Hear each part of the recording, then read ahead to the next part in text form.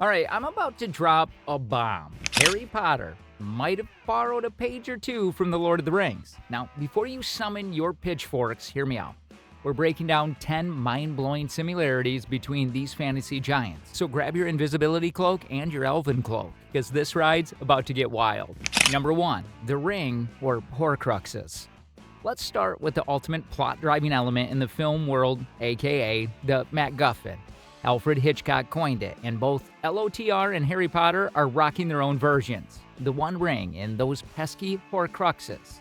Now, we're not crying copycat just yet. It's the presentation that's got us doing a double take. Sauron and Voldemort are baddies. Decide to play hide and seek with bits of themselves and shiny objects. I mean, really? Jewelry? Voldy?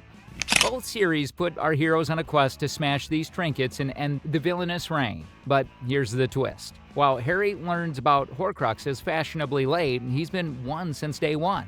And let's not forget these MacGuffins aren't just plot devices, they're practically puppet masters pulling the strings on our favorite characters. Number 2, the power of the ring, or legilimens. In the OLTR saga, it's not just Frodo doing the cha-cha with the ring, it's a full-on dance party of influence.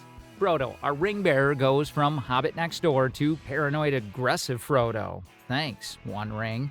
Meanwhile, over in Hogwarts, Ron takes a stroll down the green-eyed monster lane, all thanks to the Horcrux shenanigans. Friendship drama, anyone? And here's where it gets juicy.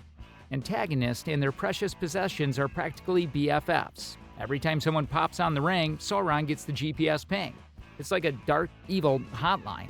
Similarly, Voldy and Harry are on a telepathic conference call, sharing thoughts, feelings, and even a location drop. Harry's got to burst out the occlumency skills to keep Voldy out of the mental space. Oh, and Voldemort's got a naming taboo, too. Number 3, the Chosen One. Now, I'm not talking about looks, but seriously, squint a bit. Elijah Wood and Daniel Radcliffe? Separated at birth, maybe? Anyway, let's talk about Frodo and Harry. Sure, on the surface, they're not twins, but dig a bit deeper and bam! They're both rocking the protagonist's gig with a side of life or death tasks. Take Luke Skywalker. He's got his own quest, right? Frodo's globetrotting to Mount Doom, tossing the One Ring into fiery oblivion, while Harry's on a showdown mission with the OG Dark Wizard Voldemort. Talk about a job description. Both series are playing the Chosen One card, and guess what? The fate of Middle-earth and the wizarding world rest on these dudes' shoulders. Frodo's got more chances to bail, but Harry's stuck in this mess from babyhood, thanks to Voldemort's unintentional Horcrux move. Number 4, the Dark Lords. Meet the Dark Lords, Voldemort and Sauron, the poster boys for evil. Seriously, they're like the embodiment of a bad hair day, but, evil. Both are on a world domination quest, aiming for that all-encompassing darkness and a reign of pure terror. And here's the kicker. Life forces tied to objects? Check. Beating death and lingering in a weakened in spirit form? Double check. They're practically spirit siblings in the department. Oh, and did I mention they share this snazzy title of Dark Lord? That's not a coincidence. It's a full-on dark label of doom. Sure, Sauron nearly took over Middle-earth, big whoop. Voldemort struggled with school. A school? Talk about a plot twist. Number 5, the Wise Wizards.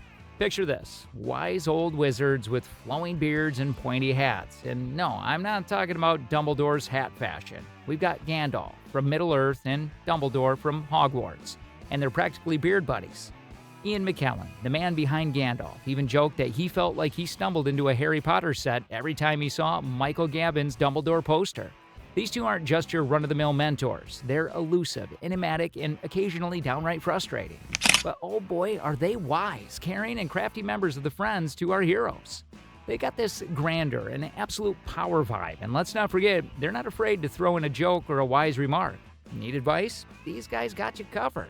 But wait, there's a juicy tangential link between them that we're saving for the grand finale of this video. Number 6, the Dementors. Now, it's not just Frodo and Harry playing the twin game. Let's talk about the Nazgul and Dementors. The spooky shadow crew working for the bad guys. Both are draped in black, shadowy figures with a knack for inducing fear.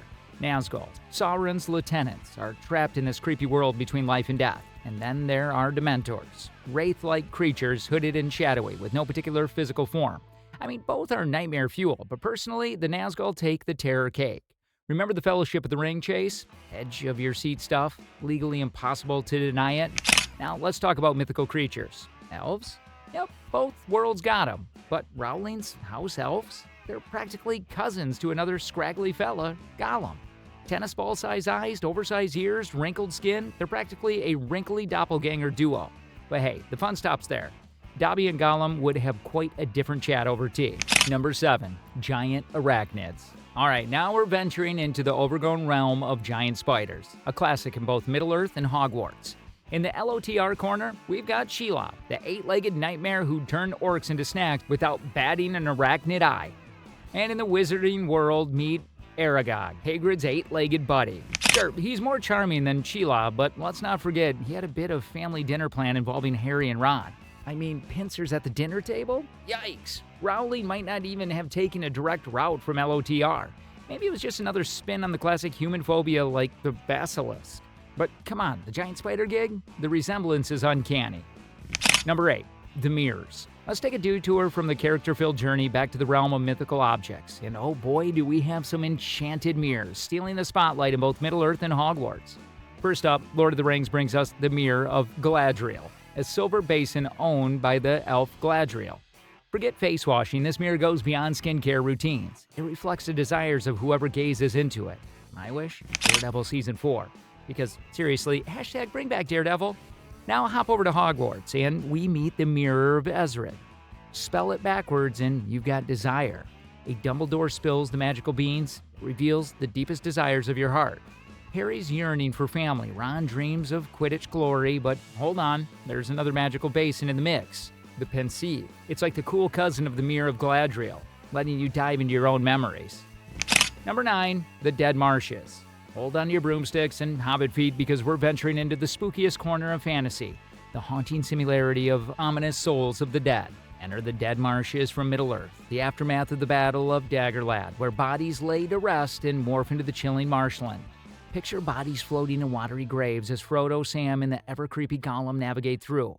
Now, let's flip to Hogwarts and the Inferi, Voldemort's undead minions guarding his Horcrux. Harry encounters them in an undisclosed cave, and it's like deja vu from the Dead Marshes. Undead beings bewitched to protect the Dark Lord's secrets. Frodo's almost becoming a marshland snack, and Harry is dealing with Inferi projections. It's like a spooky reunion of the afterlife. It's creepy, right?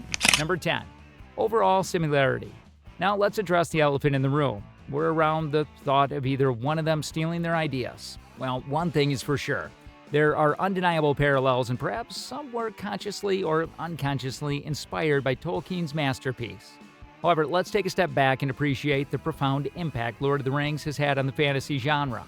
From the wise wizard Gandalf and Dumbledore, whose similarities go beyond the beard, to the haunting echoes in the Dead Marshes and Inferi. It's clear that J.K. Rowling's work carries a trace of Tolkien's influence. Consider the Mirror of Galadriel and the Mirror of Erised, both reflecting deep desires, and even the Pensieve shares a kinship with the Elvish Mirror. But let's dive into the fascinating tidbit, the Gandalf-Dumbledore saga. Ian McKellen, the wizard extraordinaire of Middle-earth, was actually offered the role of Dumbledore after Richard Harris' passing. However, McKellen gracefully declined, respecting Harris's disapproval of him. The torch was then passed to the wonderful Michael Gambon. Now, you see, fantasy owes a colossal debt to Tolkien's brilliance. His work has been a beacon, inspiring legions of writers, including J.K. Rowling. The similarities are a testament to the enduring influence of Lord of the Rings in the genre rather than a simple case of pilfering ideas. As we part ways on this magical journey, it's worth pondering the intricate threads that weave through fantasy tales. Each author contributes to a rich tapestry, drawing from the wellspring of those who came before. So, what do you guys think? Drop your findings in the comment section below, and we'll meet again in the next episode. Until then, see ya!